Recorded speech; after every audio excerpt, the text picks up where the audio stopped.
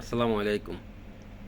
শহীদ ওসমান হাদির মৃত্যুর পর ট্রান্সকম গ্রুপের প্রথম আলো ও ডেইলি স্টারের উপর যে অগ্নিকাণ্ড ঘটনা ঘটানো হলো বা তার উপর আক্রমণ হলো, এই ঘটনার তীব্র নিন্দা জানাচ্ছি। এটা নিঃসন্দেহে একটি ঘৃণিত কাজ। তাই সরকারের উচিত খুব দ্রুত এই অপরাধের জন্য দোষীদের আইনের আওতায় নিয়ে এসে তাদের যথাযথ শাস্তির বন্দোবস্ত করা। প্রথম আলোর সম্পাদক মতিউর রহমান এবং সম্প্রতি ডেইলি স্টারের সম্পাদক জনাব মাহফুজ আনাম বলেছেন যে গত 53 বছরে প্রথম আলোর উপর যে অগ্নিকাণ্ড ঘটনা ঘটল, এই ঘটনা অন্য কোনো মিডিয়ার উপর গত 53 বছরে আর ঘটেনি এবং বর্তমানে মত প্রকাশের কোনো স্বাধীনতা নেই। তো আমার কথা হলো, জনাব মাহফুজ আনাম এক্ষেত্রে আমি মনে করি মিথ্যাচার করছেন। কারণ বিগত সরকারের আমলে বিগত 15-16 বছর সময়ে দেশের যে অগণিত মিডিয়া বন্ধ করে দেওয়া হলো বা মিডিয়ার কণ্ঠ চেপে ধরা হলো, জনাব মাহফুজ আনাম কি তখন কোনো মত প্রকাশ করতে পেরেছিলেন? কিংবা বিগত সরকার আমলে যে ডজন খানেকের মতো সংবাদপত্র ও মিডিয়া, ইলেকট্রনিক মিডিয়া বন্ধ করে দেওয়া হলো, যেমন CBS news, channel one, Naya Diganta, দিগন্ত টিভি বন্ধ করে দেওয়া হলো, দিগন্ত টিভির যন্ত্রপাতি অফিস থেকে খুলে নিয়ে যাওয়া হলো এবং আমার দেশ পত্রিকা বন্ধ করে দেওয়া হলো, তাদের সাংবাদিকের উপর অত্যাচার করা হলো, মাহমুদুর রহমানকে রক্তাক্ত করা হলো। এই ঘটনাগুলোর জন্য প্রথম আলোর সম্পাদক কিংবা ডেইলি স্টারের সম্পাদক কি কখনো জাতীয় প্রেস ক্লাবের সামনে গিয়ে কিংবা কোনো সংবাদ সম্মেলন করে কিংবা তার অফিস থেকে কোনো বিবৃতি, ন্যূনতম কোনো বিবৃতি দিয়েছিলেন? তিনি কি কখনো কোনো মত প্রকাশ করে এই ঘটনার বিরুদ্ধে কিছু বলেছিলেন? জনাব মাহফুজ আনাম এবং জনাব মতিউর রহমানের কাছে আমার বিনীত প্রশ্ন, আপনারা পারলে আপনাদের উত্তর দিবেন।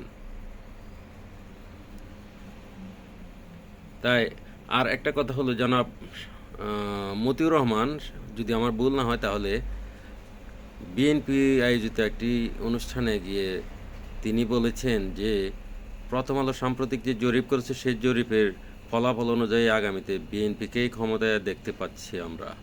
অর্থাৎ আগামী আসন্ন জাতীয় সংসদ নির্বাচনে তাদের জরিপ অনুযায়ী বিএনপি জয়লাভ করবে। তো এবং সে কথায় তিনি বলেছেন, সেই ইঙ্গিতে তিনি দিয়েছেন এবং বলছেন যে তাদের জরিপের ফলাফল খুব একটা ব্যত্যয় হওয়ার সম্ভাবনা নেই। তাই এক্ষেত্রে আমি মনে করি এই ধরনের কথাগুলো বলে জনাব মতিউর রহমান, যে একজন স্বনামধন্য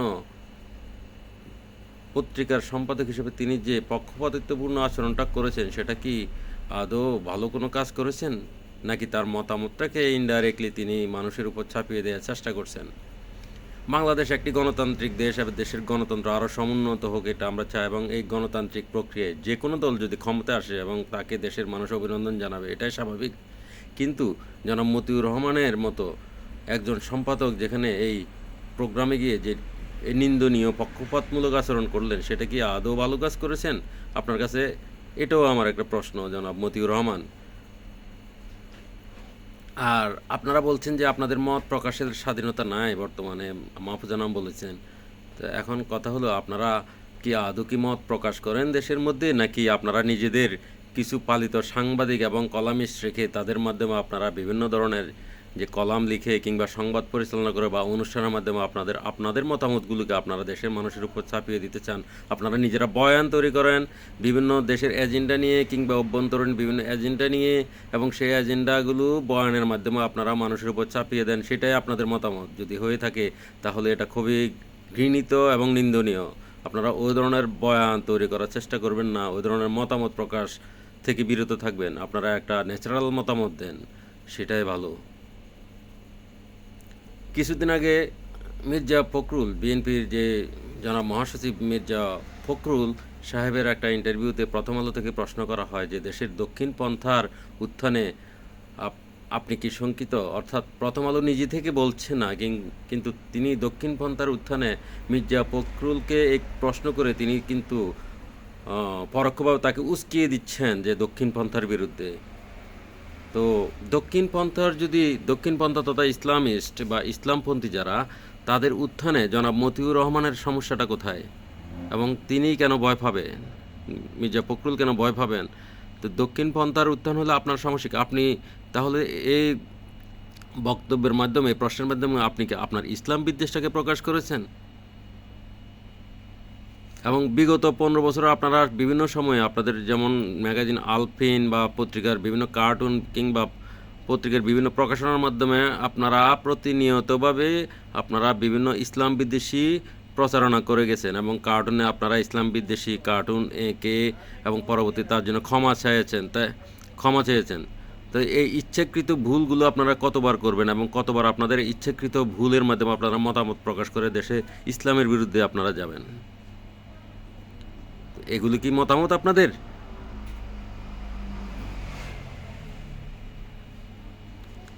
তা আপনারা এভাবে যদি মতামত প্রকাশ করেন এবং তাহলে সেই ধরনের মতামত না থাকাই ভালো দেশে, কারণ এগুলো হচ্ছে উস্কানি, এগুলো কোনো মতামত না।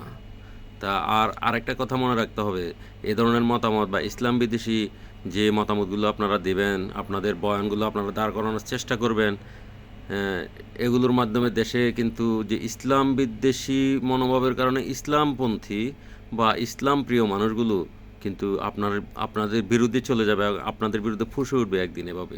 তখন আপনাদের কনসিকুয়েন্সটা তো খারাপ হওয়াটা অত্যন্ত স্বাভাবিক। তো এটা তো আপনারা নিজেরা নিজেদের অর্জন হিসেবে নেবেন তখন।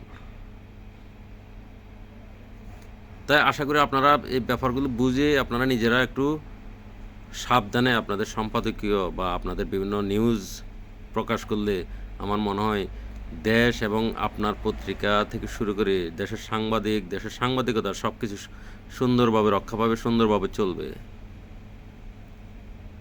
তো দেশের মধ্যে অযথা একটা ক্যাওস তৈরি না করে দেশের মানুষ কীভাবে শান্তিতে থাকবে আপনারা সে ব্যাপারে একটা গঠনমূলক চিন্তাধারা দেন।